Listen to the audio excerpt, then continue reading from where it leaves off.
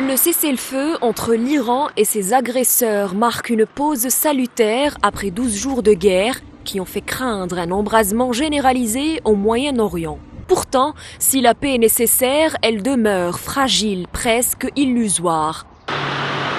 Derrière cette trêve apparente, il ne s'agit pas simplement d'une suspension des combats, mais bien d'un équilibre géopolitique précaire.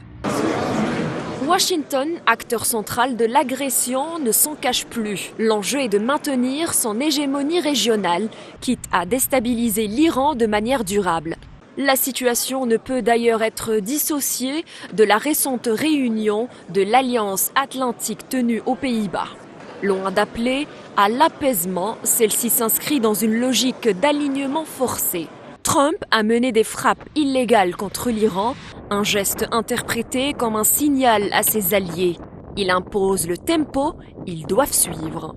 Le président américain voit l'Europe comme un fardeau. Il participe à la rencontre de l'OTAN avec une exigence claire, que ses partenaires paient leur part. Plus qu'une alliance défensive, l'OTAN devient un outil de chantage financier et politique. Dans cette ambiance électrique, alors que l'épuration du peuple palestinien se poursuit, dans l'indifférence occidentale, la souveraineté européenne semble suspendue.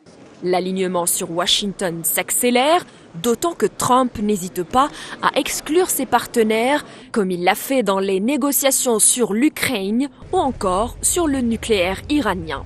La politique étrangère américaine montre déjà les prémices d'une guerre d'influence bien plus large, où les enjeux sont plus complexes.